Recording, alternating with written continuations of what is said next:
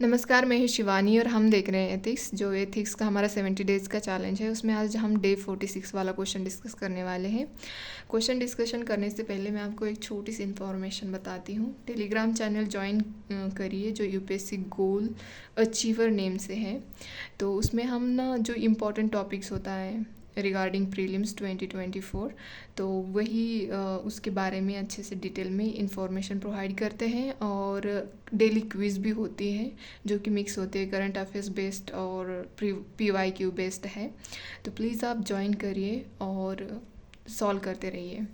तो चलो अब हम देखते हैं क्वेश्चन क्या है। क्वेश्चन ये है कि conflict of interest in the public sector arises when official duties, second public interest, and third personal interest are taking priority one above the other.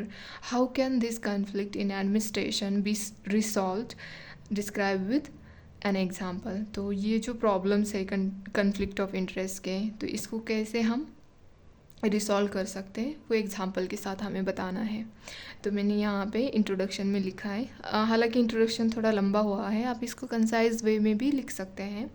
Conflict of interest in the public sector arises when there is a clash between an individuals official duties in public interest and their personal interest.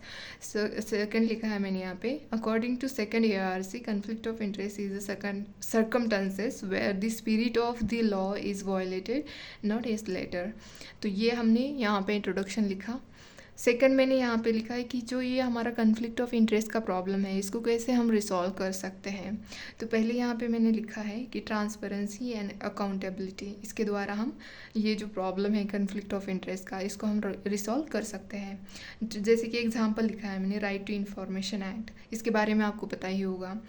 इस act के अंदर जो citizen को right है कि वो जो भी पब्लिक सर्वेंट के एक्शन है, जो भी मतलब कुछ भी अगर उनको कंसर्न्स लगते हैं कि रिगार्डिंग स्कीम हो या कुछ भी एक्ट लाया हो, तो वो इसके थ्रू मतलब वो पूछ सकते हैं और मतलब जो सिविल सर्वेंट होते हैं उनकी अकाउंटेबिलिटी एंड ट्रांसपेरेंसी फिक्स कर सकते हैं। सेकंड है यहाँ पे enforcing code of ethics and code of conduct, मतलब इसके द्वारा भी इनका जो कन्फ्लिक्ट ऑफ इंटरेस्ट का प्रॉब्लम होता है उसको भी हम रिसॉल्व कर सकते हैं।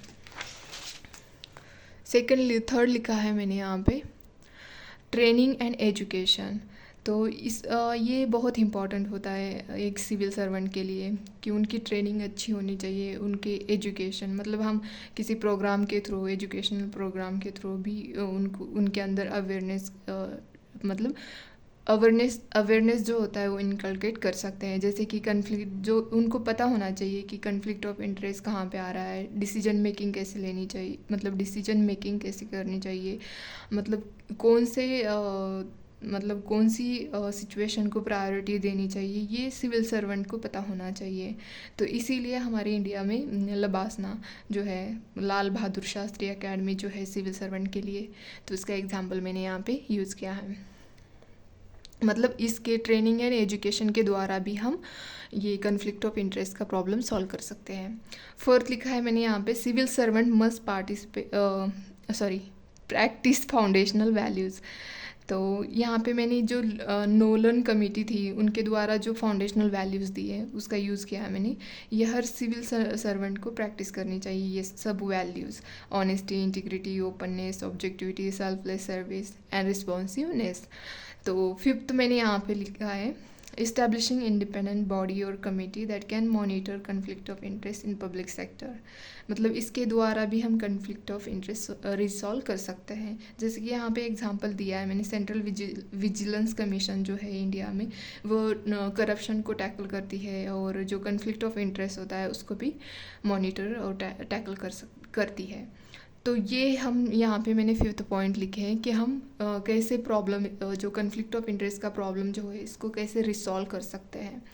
तो लास्ट में मैंने यहाँ पे कंक्लूजन लिखा है कि conflict of interest shall be resolve by ensuring transparency और sensitising concern officials and objectivity. Hence service of mankind is service of God, Swami Vivekananda ने कहा है। ये हर पब्लिक सर्वेंट को माइंड में रख के अपनी ड्यूटी फुलफ़िल करनी चाहिए। ये मैंने लास्ट में यहाँ पे कंक्लूड किया है। तो उम्मीद है कि आपको ये मतलब जो हमारा डिस्कशन है वो अच्छा लगे।